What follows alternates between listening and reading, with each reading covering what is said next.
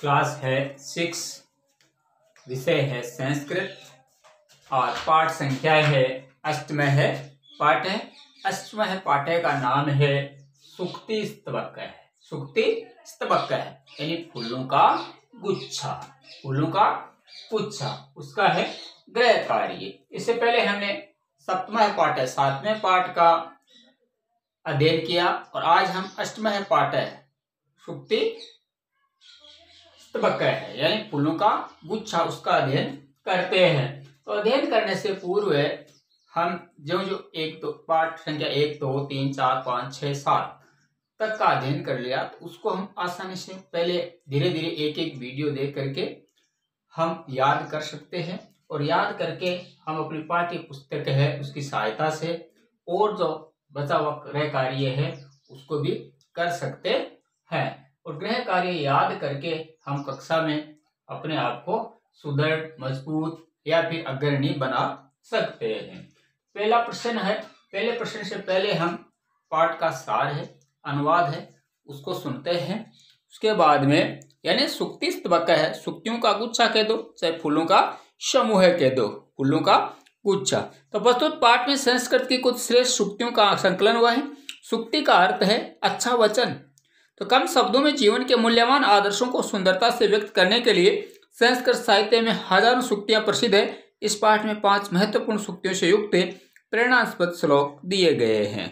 तो पहला श्लोक है उद्बेन ही सिद्ध्यन्ति परिविशन्ति मुख्ये वर्गाः, यानी कार्याणि उद्बेन सिद्ध्यन्ति मनोरथेन हि सुप्तस्य सिंहस्य मुख्ये वर्गान् परिविशन्ति। तो परिश्रम से सभी कार्य सिद्ध होते हैं, मन की इच्छा मात्र से सिद्ध नहीं होते हैं, क्योंकि स्वयं शेर के मुख में हिरण प्रवेश नहीं करते हैं। अतः हमें सदैव परिश्रम करते रहना चाहिए। उसके बाद में है पुस्तके पठित है पाठ है जीवने यो न सार्थक है। तो यदि पुस्तक में पढ़ा गया पाठ जीवन में उपयोग में नहीं लाया गया तो जीवन में जो पाठ सार्थक अर्थपूर्ण नहीं है उस पाठ से क्या लाभ, अर्थात पुस्तक में से प्राप्त है ज्ञान का उपयोग जीवन में अवश्य ही करना चाहिए। तीसरा वाक्य है दो है प्रिय वाक्य प्रदान सर्वे बचने का दरिद्रता, यानी सर्वे मानव प्रिय वाक्य प्रदान तुष्यन्ति तस्मात् प्रिय में वक्तव्य वचने का दरिद्रता, यानी सभी मनुष्य प्रिय वचन कहने से संतुष्ट हो जाते हैं, इसलिए मधुर वचन ही बोलने चाहिए। बोलने में कंजूसी क्यों, अर्थात मधुर वचन से सभी प्रसन्न होते हैं, इसलिए सदैव मधुर वाणी का ही उपयोग करना चाहिए। आगे है गच्छन् पिपीलिको याति ही पद्मेकम न गच्छति। तो चलती हुई चींटी सैकड़ों योजन पार कर लेती है, किंतु न चलता हुआ गरुड़ एक कदम भी नहीं जाता है। अर्थात निरंतर प्रयास करने से सभी कार्य सिद्ध हो जाते हैं, यानी मनुष्य को निरंतर परिश्रम है करते रहना चाहिए और निरंतर प्रयास करने से सभी कार्य सिद्ध हो जाते हैं। आगे है काकय कृष्ण है पिकय कृष्ण है काकय काकय पिकय पिकय, यानी कृष्ण है काकय पिकय कृष्ण है पिका कयो कय भेद वसंत समय प्राप्त है काकय काकय पिकय पिकय बहुती। तो कौवा काला है और कोयल भी काली होती है। कोय और कोयल में क्या अंतर है, बसंत ऋतु आने पर कौवा कौवा है और कोयल कोयली है, अर्थात ब्रह्म रूप से एक सावान होने पर भी समय आने पर उनके आंतरिक गुणों के प्रकट हो जाने से दोनों का अंतर स्पष्ट हो जाता है। तो पहला प्रश्न है उचित खतना नाम समक्षम आम अनुचित खतना नाम समक्षम न इति लिखत। तो उचित जो खतन है यानी सही है उसके सामने आम और गलत है उसके सामने न का इस्तेमाल करना है। पहला है काके कृष्ण है न भवती, काके है कृष्ण है न भवती। कृष्ण का मतलब होता है काला, तो कौवा काला नहीं होता है, तो यह गलत है। कौवा होता है काला होता है, इसमें आएगा न।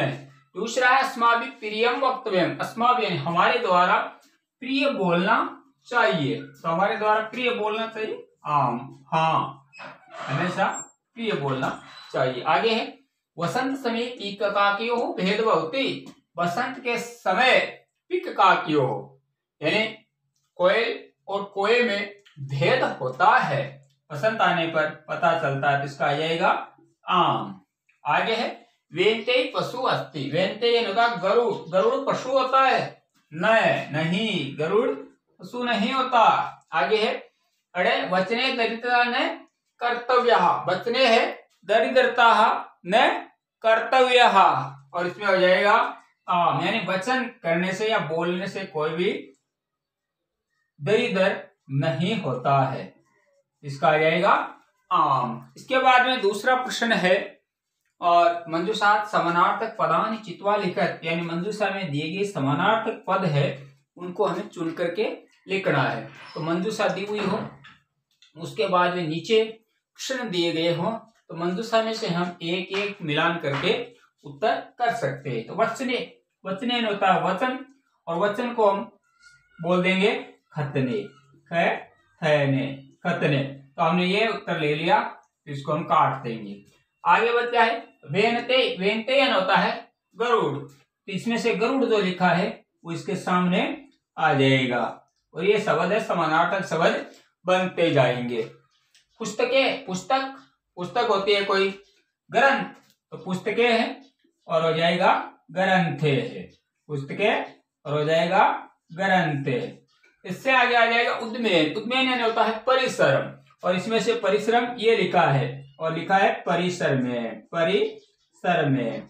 उसके बाद में है पिक यानी होगी कोकिल है, और इस प्रकार ये आसानी से समानार्थक शब्द बन जाएंगे। इस तरह से हम हल कर सकते हैं। आगे प्रश्न नंबर 3, विलोम पदानि योज्य, यानी विलोम शब्द है उनका मिलान करना है।